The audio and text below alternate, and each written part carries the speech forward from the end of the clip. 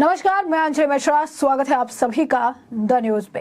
लाल diary में एक और बड़ा खुलासा हुआ है। राजेंद्र गुड़ा ने फिर बम फोड़ते हुए ये सवाल खड़ा कर दिया है कि सोनिया गांधी का आखिर भाई कौन है। लाल डायरी में प्रियंका गांधी के करीबी का भी जिक्र किया गया है। वहीं दूसरी तरफ आपको बता दें कि राजस्थान के रण में हेमंत बिश्वा शर्मा की एंट्री देखने को मिली और राजस्थान के चूरू में उन्होंने जनसभा को संबोधित किया और इस दौरान कांग्रेस पर जमकर निशाना साधते वो नजर आए। ऐसे में एक करके बात करेंगे। सबसे पहले बात कर लेते हैं हम लाल डायरी को लेकर के लाल डायरी में क्या से तथ्य सामने आई है जो चौंकाने वाले हैं। तो राजस्थान में चुनाव से पहले अचानक सुर्खियों में आई लाल डायरी के कुछ और पन्ने सामने आए हैं। गहलोत सरकार में मंत्री रहे राजेंद्र सिंह गुड़ा ने इन पन्नों के हवाले से अब राजस्थान से बाहर दिल्ली तक कांग्रेस को घेरा है। गुड़ा ने मुख्यमंत्री अशोक गहलोत के बाद अब गांधी परिवार को लेकर भी दावा किया। उन्होंने कहा कि लाल डायरी के एक पन्ने पर सोनिया गांधी के भाई का जिक्र है। उन्होंने बताया कि सोनिया गांधी तो दो बहनें ही हैं, उनका कोई भाई नहीं, लेकिन जिस भाई का जिक्र लाल डायरी में है आखिर वो कौन है। उन्होंने एक न्यूज चैनल से बात की और उसके न्यूज चैनल की रिपोर्ट में राजेंद्र गुड़ा के हवाले से लाल डायरी में ऐसे और राज खोले गए। खबर में बताया गया कि चुनाव में लाल डायरी का सिगुफा छोड़ने वाले पूर्व मंत्री राजेंद्र गुड़ा के खुलासा करते हुए बताया कि लाल डायरी में सोनिया गांधी के भाई का जिक्र है। ये बताया गया है कि लाल डायरी में लिखा है कि होटल शिव विलास के मालिक के बेटे के समारोह में सोनिया गांधी के भाई भी पहुंचे थे। गुड़ा के अनुसार इसी भाई के मुख्यमंत्री गहलोत से मुलाकात फिक्स कराने के लिए OSD शशिकांत शर्मा से कहा गया। आखिर ये भाई कौन था? गुड़ा ने आगे कहा कि वह भाई नहीं, कोई दलाल था। राज्यसभा में वोट देने से पहले किसी को प्रताड़ित किया जाता है। वोट दिए जाने के बाद पुरस्कार दिया जाता है। मुख्यमंत्री के दो चेहरे, एक तो पब्लिक में दिखता है वो और एक अंदर जो काम करता है वो।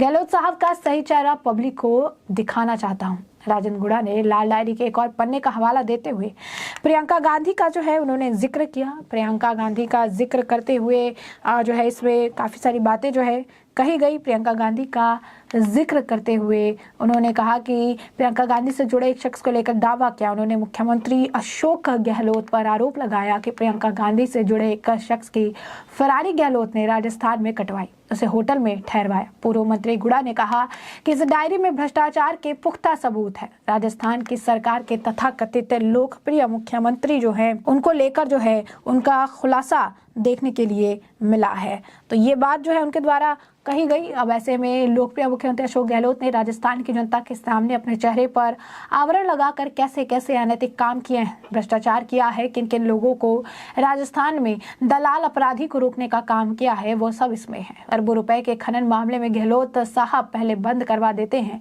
फिर कहते हैं कि NOG नहीं है, फिर NOC दिलवाकारी से चलवा देते हैं, वो MLA उनके पास आ जाते हैं। राजेंद्र गुड़ा ने खुलासा करते हुए बताया कि लाल डायरी में लिखा है कि होटल शिव विलास के मालिक के बेटे के विवाह समारोह में सोनिया गांधी के भाई पहुंचे थे और इसी भाई की मुख्यमंत्री गहलोत से मुलाकात फिक्स कराने की बात की जा रही थी, जिसे OSD शशिकांत शर्मा से कहा गया था। आखिर ये भाई कौन था? गुड़ा ने आगे बताया वह सोनिया गांधी का भाई नहीं बल्कि कोई दलाल था। तो प्रियंका गांधी का करीबी सोनिया गांधी को लेकर भी चीजें कही जा रही है और साफ तौर पर अगर आप देखेंगे तो ये सारी चीजें देखने के लिए मिल रही है और साफ तौर पर अब बयानबाजियों का दौर वो देखने के लिए भी मिल रहा है। और अब इस मामले में जिस तरीके से लाल डायरी में बड़े खुलासे हो रहे हैं, तो वहीं दूसरी तरफ आपको बता दें कि राजस्थान के रण में हेमंत बिश्वा शर्मा की एंट्री हुई है। चूरू में वो जनसभा संबोधित करते नजर आए। इस दौरान उन्होंने काफी कुछ कहा, कांग्रेस पर भी निशाना साधा और ये भी कहा कि अगर प्रधानमंत्री नरेंद्र मोदी प्रधानमंत्री नहीं होते तो राम मंदिर का काम कभी भी कांग्रेस होने नहीं देती। और क्या कुछ कहते नजर आए हेमंत बिश्वा शर्मा, एक बार जरा सुन लीजिए। और गहलोत जी बोलते हैं राजस्थान का सरकार को देश देखते हैं। अरे भैया, राजस्थान को देश देखते हैं, ये वीरों का भूमि है।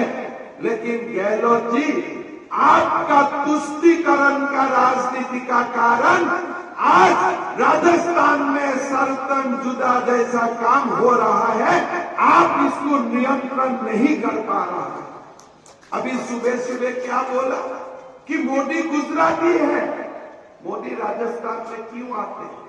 सुबह सुबह गहलोत जी ने बोला, अरे भैया, राजस्थान का लोग देश में जाते हैं, देश को जोड़ता है। हमारा आसाम में भी पहला कॉलेज राजस्थान का लोगों का जमीन से ही बना है। और ये आसाम का बात नहीं, देश का कोने कोने में जाके राजस्थानी समाज ने स्कूल बनाया है, हॉस्पिटल बनाया है, भारत मां को आगे बढ़ाने का काम किया है। राजस्थान देश को जोड़ता है। राजस्थान गुजराती, राजस्थानी, असमिया का राजनीति नहीं करता है। राजस्थान भारत मां का पूजा करता है। ये वीरों का भूमि है। गहलोत जी, आप नरेंद्र मोदी को चाहे गुजराती बोलिए, लेकिन नरेंद्र मोदी राजस्थानी लोगों का दिलों में बैठता है। सारे लोगों का दिलों में नरेंद्र मोदी होते हैं। भाइयों और बहनों, आज नरेंद्र मोदी जी नहीं होने से क्या राम मंदिर बनते थे? क्या जब असम का मुख्यमंत्री बना, मेरा पास एक फाइल आया कि मद्रासा शिक्षकों को सैलरी देना है। मैंने वो अधिकारी को पूछा कि आपका बेटा बेटी मद्रासा में पढ़ते हैं क्या? बोले साहब नहीं पढ़ते। कहाँ पढ़ता है? बोले डॉन बॉस्को में पढ़ता है। डॉन बॉस्को में पढ़ने से क्या होता है? डॉक्टर बनते हैं। मद्रासा में क्या पढ़ने से क्या होते हैं? बोले साहब मुल्ला बनते हैं। अभी आप बताइए, मुल्ला बनाने का ठेका कि मैंने लेकर रखा हूं? हम लोग लेकर रखा हूं क्या मुल्ला बनाने का ठेका? तो मैंने वो अधिकारी को बोला, देखो ये दुकान आज ही से बंद कर दो, हमें मद्रासा चलाना नहीं है। बोले साहब हल्ला हो जाएगा। मैं बोला मजा आएगा, हल्ला होगा तो बहुत मजा आएगा। लेकिन मद्रासा भी बंद हो गया। हल्ला करने वाला बाबर औरंगजेब मुझको दिखाई भी नहीं दिया। मतलब क्या है? ये बाबर औरंगजेब कहां निकलता है? जहां कांग्रेस का शासन होते हैं, जहां बीजेपी का शासन होते हैं, बाबर औरंगजेब अंडरग्राउंड हो जाते हैं। भाई और बहनों, काल से आप राजस्थान में बीजेपी का सरकार आने दीजिए। बाबर औरंगजेब तो चुपचाप आप लोगों का भाई साहब क्या है बताइए, आप ठीक है ना, मैं ठीक हूं ना। और जब कांग्रेस का सरकार आता है, सर्तन जुदा करने का हिम्मत हो जाते हैं। भाई और बहनों, मुंबई में कसाब में हमला किया, भारत ने क्या बोला? हम बोला पाकिस्तान को हमला करो। भारत ने क्या बोला? नहीं नहीं, हम पाकिस्तान में हमला नहीं करूंगा, हम यूएनओ जाएगा। अरे यूएनओ में तुम्हारे जीजाजी बैठा है क्या? यूएनओ में तुम्हारा जीजाजी बैठा है क्या? फिर पार्लियामेंट में अटैक हुआ, सीआरपी लोगों ने शहीद हुआ, और शहीद परिवार को गहलोत जी ने जो किया है वो अलग किस्सा है। लेकिन पार्लियामेंट में जो अटैक हुआ, उसका बाद हम बोला चलो पाकिस्तान को हमला करो। नहीं नहीं, पाकिस्तान में न्यूक्लियर है। अरे बाबा, न्यूक्लियर है मतलब भारत में वो लोग हमला करते रहेगा क्या? मोदी जी आए, पाकिस्तान को लगा कि अभी भी कांग्रेस का ही सरकार है। मोदी जी का दिन में यहां में आतंक का काम शुरू हुआ, मोदी जी ने जाके पाकिस्तान में धमाका लगा दिया। और आज देश में कोई आतंकवादियों को आप देखते हैं क्या? जयपुर में ब्लास्ट होता है क्या? दिल्ली में ब्लास्ट होता है क्या? मुंबई में ब्लास्ट होता है क्या? भाइयों और बहनों, कांग्रेस होने से ये कसाब लोग पैदा होते हैं, और जब बीजेपी का शासन होते हैं ना, ये बाबर और औरंगजेब लोग अंडरग्राउंड हो जाते हैं, दिखाई भी नहीं देते। आज आप देखिए, असम में बीजेपी सरकार मद्रासा बंद कर रहा है, और अशोक गहलोत जी ने 60,000 मद्रासा खोलने के लिए जमीन दे चुका है। अगर राजस्थान में 60,000 मद्रासा होते हैं, हर मद्रासा से सालों में 50 मोहल्ला भी बनता है, कितना मोहल्ला हो जाएगा? 3,500 मोहल्ला, 35,000 मोहल्ला बनेगा। 50 साल में कितना मोहल्ला बनेगा? आज क्या मोहल्ला बनाने का ठेका हम लोग ने लेके रखा हो क्या? बीजेपी सरकार आने से किसी को जमीन नहीं मिलेगा। आज आप देखिए सुजानगढ़ में राम मंदिर में भी बुलडोजर चल जाते हैं। आज हमारा आसाम में बांग्लादेशी का ऊपर बुलडोजर चलता है और यहाँ में राम मंदिर में बुलडोजर चलता है।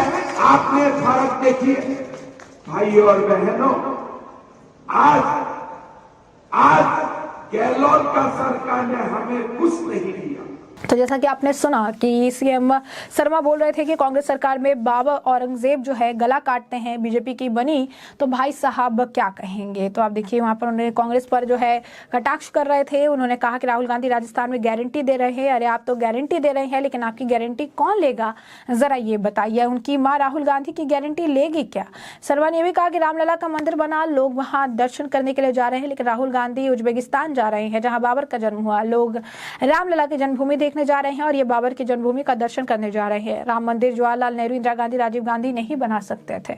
इन लोगों ने मंदिर इसलिए नहीं बनाया क्योंकि बाबर औरंगजेब नाराज हो जाएंगे। लेकिन नरेंद्र मोदी प्रधानमंत्री बने और अब मंदिर बन रहा है। किसी बाबर औरंगजेब की हिम्मत नहीं है कि हल्ला करे। उन्होंने जम्मू कश्मीर में आर्टिकल 370 हटाने के बाद का भी जिक्र कहा और कहते हैं कि कांग्रेस ने इसे नहीं हटाया क्योंकि बाबर औरंगजेब हल्ला जो है करेंगे, लेकिन मोदी सरकार ने उसे भी हटा दिया। कहीं कोई हल्ला नहीं हुआ। उन्होंने राजस्थान में गहलोत जी की सरकार बनी और कन्हैया लाल का गला काट दिया गया। इससे पहले आप लोगों ने सिरतन से जुदा का नारा नहीं सुना था। हम जय श्री राम के नारे सुनाते आए हैं, लेकिन राजस्थान में ये सब हुआ। अगर असम में ऐसा हुआ होता तो मैं 5 मिनट में उसका हिसाब किताब कर देता। उधर सिरतन से जुदा और इधर 5 मिनट में हिसाब खलास। देश को ऐसा ही शासन चाहिए।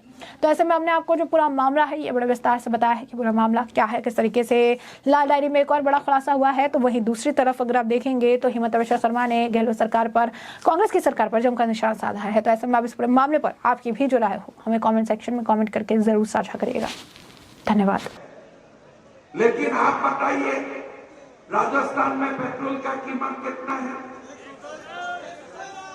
109 से 110 रुपया। मैं ठीक बोल रहा हूं ना? गलत तो नहीं बोल रहा हूं ना? तो आपका अंदाज में गुवाहाटी में पेट्रोल का भाव कितना है?